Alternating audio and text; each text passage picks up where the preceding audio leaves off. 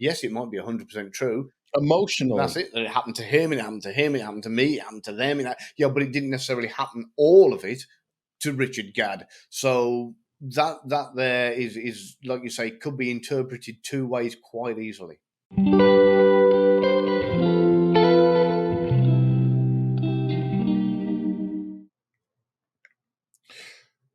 All right, we are back again with Gavin Stone to finish up our summation of Fiona Harvey. Now, Fiona Harvey is an individual who was represented, possibly, probably, we're not sure.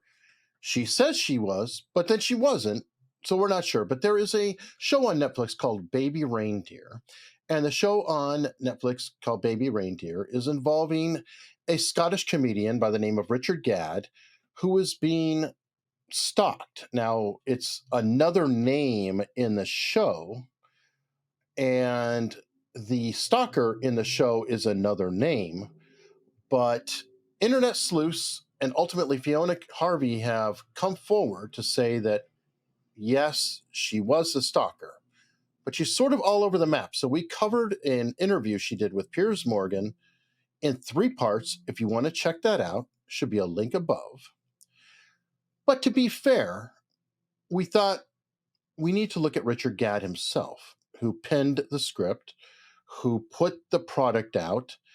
And not only Richard Gadd, we need to look at Netflix. So how are you doing today, Gavin? I'm good. I'm very good. Thank you. Thank you. Now, what we have discovered through all this coverage is, one, Fiona Harvey is showing a lot of signs of deception and could potentially have been a stalker. However, some of what she says bodes ill for Netflix. And most specifically, in the Baby Reindeer presentation, the character, who was supposed to be her, was convicted of stalking and even served time.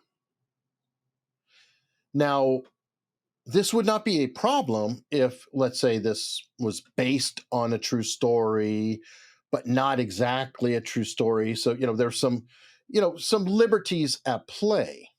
However, at the start of this, Netflix stated this is a true story.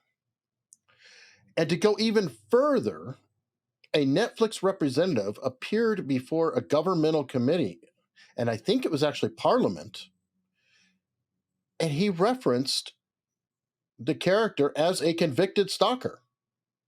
So Netflix themselves doubled down. So what we're going to do today to wrap up everything is we're going to look at some clips from Richard Gadd. Also, we're going to look at the Netflix executive appearing before a government committee. And then we're going to look at a paragraph from Richard Gadd in an interview and see what everybody thinks about everything. What do you think about everything? It should be interesting. So now, Gavin, there was one thing that we wanted to cover that we forgot to cover before in the Fiona Harvey interviews, and that was the question of her sending letters to Richard Gadd. And how could she do that if she did not have his address? Yeah, so there was a lot of inconsistencies in so much that Fiona said, and one of the things where she was questioned about, did you ever send him a letter? And she said yes. Everybody, and then later on she said, I don't even know where he lives. Everybody kind of jumped on that and turned around and said, oh well, how can she send him a letter then? The reason being, it was sent recorded delivery, but it was actually sent to the theatre. So now that doesn't mean she still doesn't know where he lives. It doesn't mean she's only written one and hasn't written others. It doesn't mean that she hasn't written others that she sent to his home. I really don't know what else has happened beyond that. But and this has come from, I believe it was Richard Gadd himself who said it was sent to the theatre, not to his home address. So I just thought we'd clarify that. There's plenty of other inconsistencies in what she said, to kind of indicate deception on her behalf. So we will be fair in everything we do when we are analysing these videos.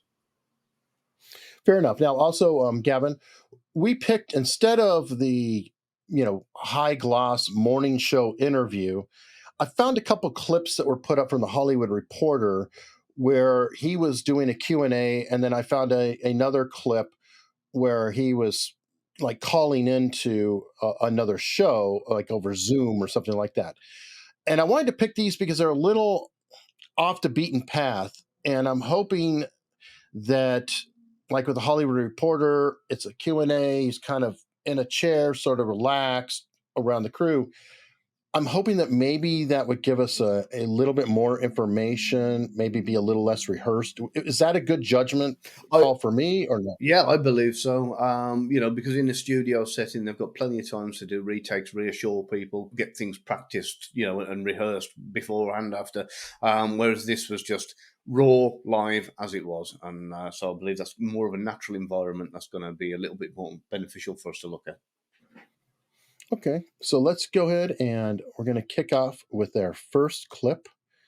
Again, this is is in Los Angeles, I believe, at the premiere, and it's a Hollywood Reporter talking to him. Yeah, I struggle with what a sort of like sort of a toxic empathy problem, like where I sort of just feel a lot for people. And I remember when I was going through it, I remember, when I was getting in real life, I was getting stalked, and it was relentless, and it felt like it was everywhere, and I felt like my life wasn't really functioning. I still had these unbelievable pangs of feeling sorry for her. And I remember even like when it was at its worst, when she got my phone number, and he doesn't look very comfortable. There's a lot of movement. Now, I've seen other interviews, though. He does tend to move around a bit, so that could be part of his baseline. But what did you find in this? So the first thing that I spotted was when she asked him the question, and so I'm just going to go off the verbals for a minute. She asked him about, like, was there much leeway with kind of playing with fleshing out the characters, and he answered yes straight away. That was his initial response. So I just thought I'd point that out. So I thought that would be relevant. As he answered, he kind of shifts in his chair, and he's getting to a comfortable position. So there's nothing in that. In fact, if you watch me at the very beginning of this video, that's exactly what I did when you were talking to me and I went to respond. I shifted in my chair as well. So anybody who turns around and says, "Oh, that's because he's uncomfortable," it's not. He's getting himself prepared in a comfortable position to answer the question. Overall, he starts with a very open posture. His legs are open, his knees are open. He's looking kind of as if he's been open and truthful with his answers. Then there are a couple of other things that happen. His legs start twitching in and out like this as he's talking. It could possibly be nervous energy, because obviously there's a little bit of adrenaline kicking in now, but it's his turn to be in the spotlight. So that energy needs to go somewhere, and that could be him burning it off. On top of that, though, you will notice that he kind of puts his hand immediately guarding his genital area. So he's kind of putting himself in a position where he's guarded. So you've got all of that, and then lastly is you can see that midway through his talking, he's very stuttery, very clunky with his speech. But again, we've discussed this kind of thing before. Sometimes you can be self-editing as you're going and thinking about what you're saying because this is an important moment. But you will see him kind of looking up and left a few times when he's kind of talking. So not sure what's going on there, but maybe we'll find out a little bit more as we go on. Yeah, and I don't know necessarily if there's anything deceptive in what he's doing per se. Just comfort or lack of comfort. Yeah, there's nothing that screams deception, but it does kind of, there are things that could be considered towards a cluster of deceptive behaviours if there were several of them going on at once. But, at the same time, like, it can be kind of written off as, like I say, nervous energy or just, kind of a little bit apprehensive as to where the conversation could go. And was it me, or it seemed like he smoothed out as he went? Like he it was more jittery, and then kind of sort of was relaxing a bit more at the end. Like Yeah. So he's kind of more, you'll find when the first kind of the questions on him, he's kind of adrenaline spiked a little bit, and it's like when you have a near miss in a car and you slam on the brakes and you calm down again afterwards and you drive off. It's a very similar kind of thing. He'll have got through that initial adrenaline spike, maybe by moving his legs either side, that's kind of expended the nervous energy enough for him to then kind of relax back a little bit in his seat and continue. So, I mean, it's 50-50 with it at the minute. God, like at the end of the day, she's someone who's just in a lot of pain, and I thought that was almost way more important to get across than. So again, you can see that self-soothing motion going on where he's kind of stroking his leg. This is what somebody does when they're generally nervous or uncomfortable. It's just a way of kind of making themselves feel better. Like exactly by saying self-soothing, it's in there. He does do that. Yeah, that area where he kind of pulls on the neck. Again, you're guarding the vulnerable areas there. And again, and he keeps doing that as it goes on. Yeah. Like we just saw the start of that and kept going, but it was kind of like a guarding gesture almost. Yeah, that continues throughout the video, and we did have that little up and left look again, I think, on that one. So again, there are a few little things that on their own might not necessarily mean anything, clustered together. Understand here that there is no definitive sign of deception with anything and anybody anywhere. What there is comfort and uncomfort, and what that shows is he's not 100% feeling safe, secure, and comfortable.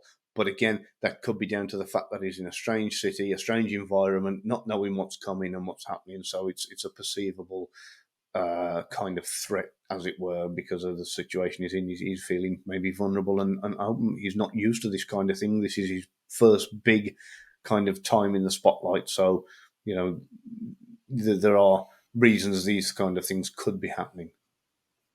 Well, he's talking about her, though, at that point. Yeah. He's talking specifically about Martha. Mm-hmm. I'm going to say Martha because I don't want to go too far. What do you draw out of that? Because, it's a bit of discomfort, but he's talking about her. So could that be that he's represented her in a particular way that may or may not be good? I'm curious. Yeah, highly likely. And I've seen this kind of reaction in the past with people when you've been having a conversation and all of a sudden you'll mention something that they're not comfortable with, or something that scares them, or something that kind of brings back a bad memory.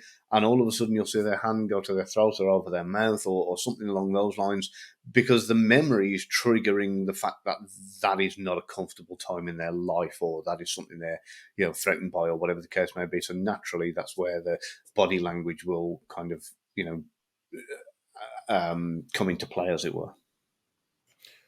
So it could be, and again, we got to flip a coin because it could be multiple things on this. It could be that it's an uncomfortable time for him that he went through, or it could be, I just trashed this person pretty badly. For example, if and you tell me if I'm right, but if I go up to you and I go, so Gavin, how are things? How's Bill doing?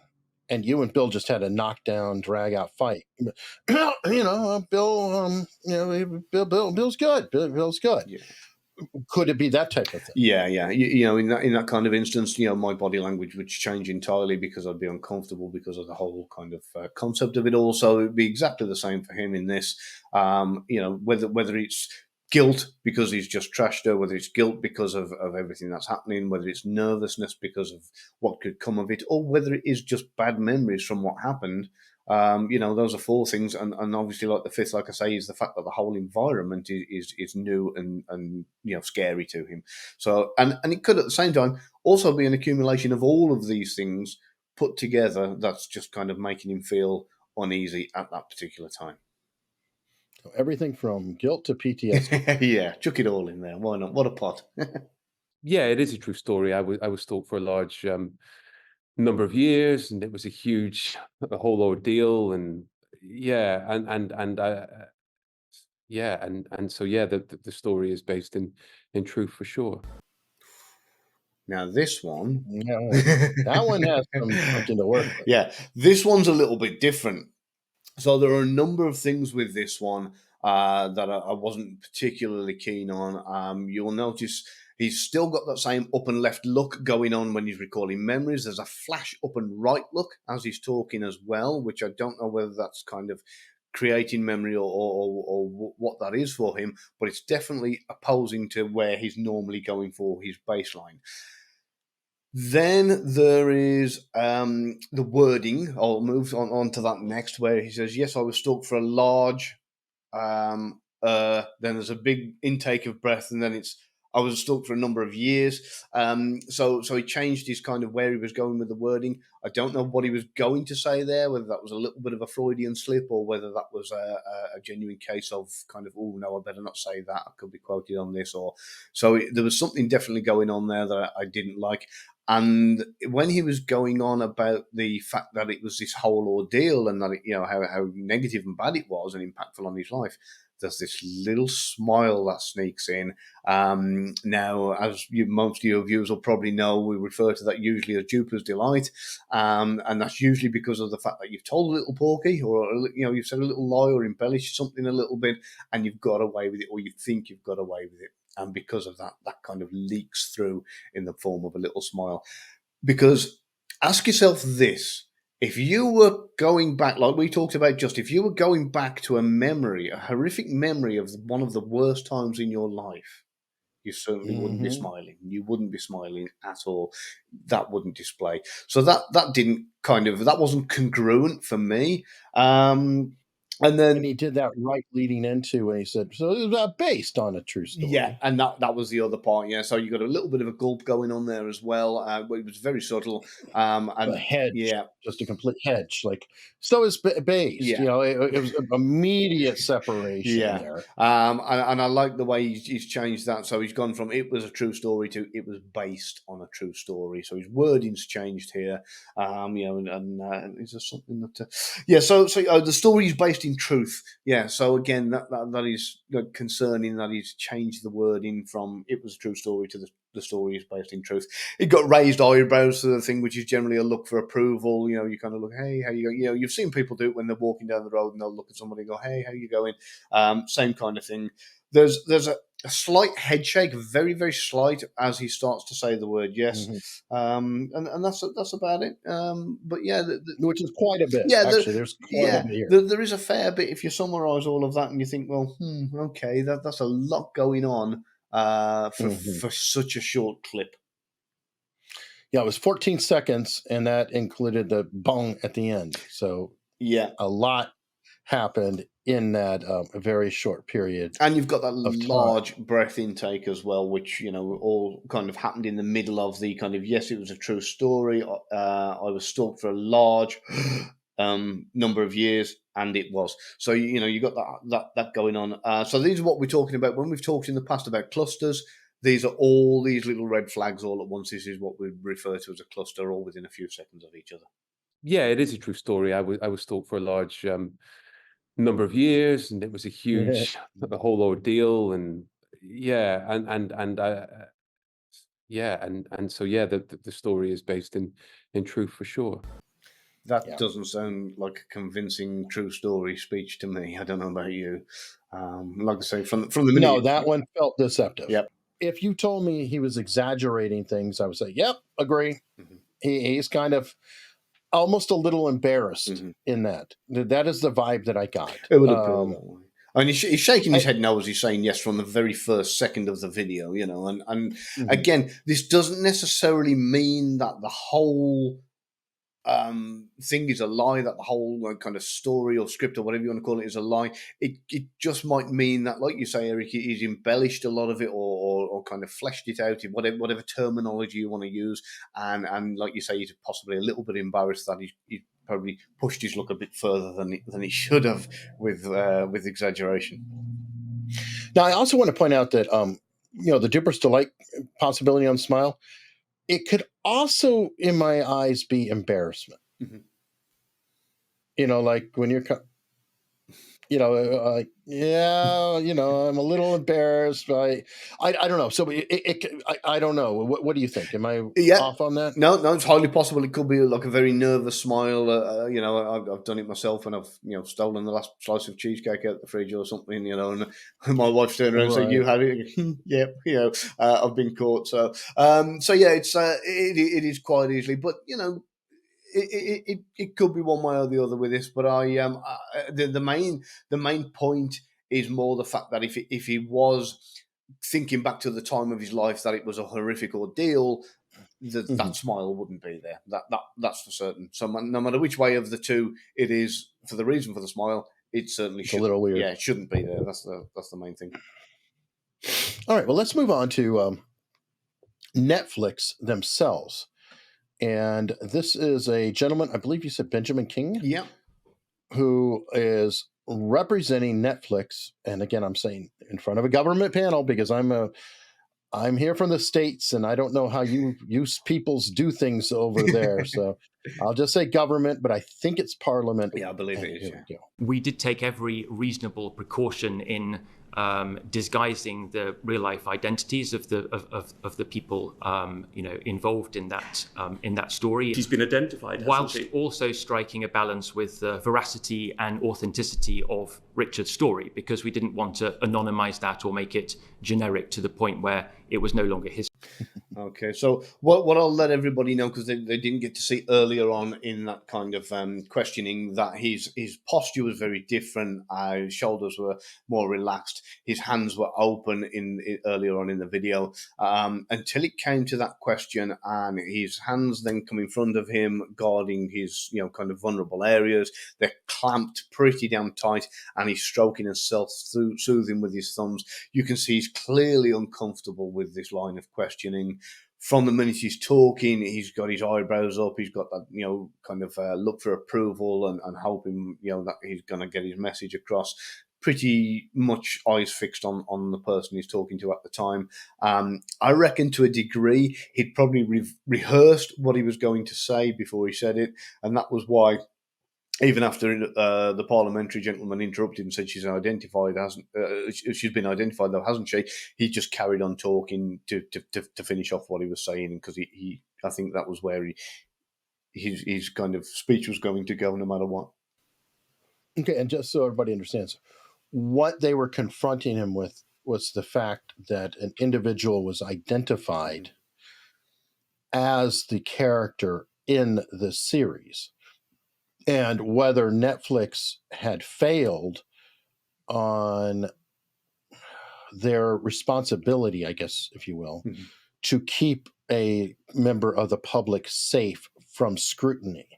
And he's trying to say, well, we did all we could. I mean, that could reasonably be done, which I think many, many people would disagree with, because it took very, very little time for Fiona Harvey to be targeted as the individual, and that is why she claims to have come forward, because she was identified and already getting flack.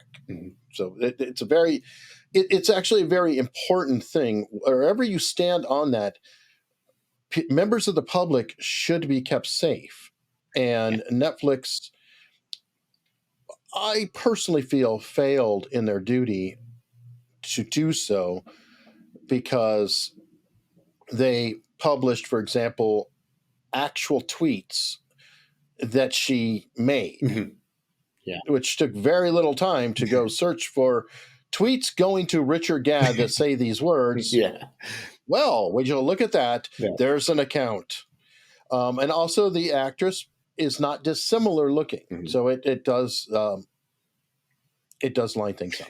But anyway, that's why he was there. That's why he's testifying, and what he is trying to defend. You'll notice as well that he very strategically uses the word of keep the identities of the people safe and their identities. And he's talking about numerous cast members here, not just Fiona Harvey in particular. And I reckon that's been done deliberately so that if ever it comes to a hearing, they can turn around and say, well, look, we did everything we could to keep all of the people blanketed safe.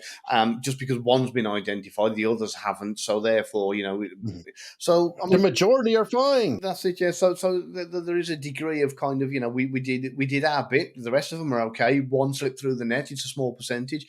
But the one that slipped through the net, if you want to go down that route, is the main opposing character in the kind of series. So, and also the only one that would be significantly affected by being identified. I mean, other characters. Oh, as a Barbie trainer or whatever it is. Like, so. And again, you recognize me from the TV shop or what? What have you? I don't know. I haven't seen the whole thing. I'd also like to add something here as well, and I think kind of turning around and saying that, oh, please don't try and identify any of the individuals from the cast in real life is a little bit like saying to the kids, please don't look under mommy and daddy's bed for your Christmas presents.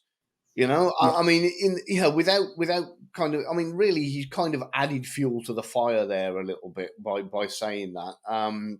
Whether he done it before or after or whenever is irrelevant, it's not going to help. Even if he puts a statement out saying, please don't identify people, please don't go looking for them, you're telling the general public they are going to want to.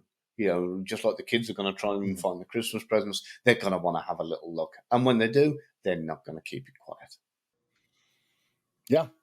I mean, if anything, it actually points out to them that there's something under there that we want to find. That's it, yeah. What your duty of care rules are in series like that or productions like that. Were you concerned about the characters being identified and the effect that it would have on the characters concerned? Baby Reindeer is an extraordinary story, and it is obviously a true story of the horrific abuse that the writer and protagonist Richard Gadd suffered at the hands of a convicted stalker. Wrong choice of words.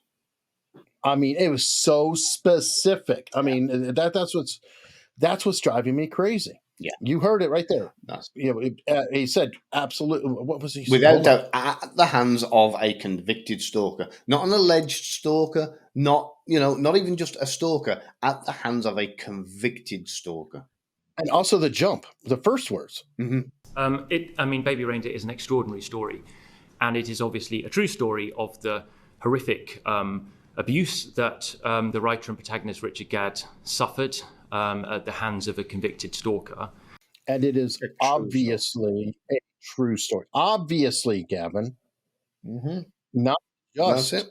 He has said it himself there, a true story. So this is not irrelevant to what is said on the Piers Morgan show. This is not somebody that has come on and turned around and said, this is a story where most of it's based in truth and there's some fictionalized parts.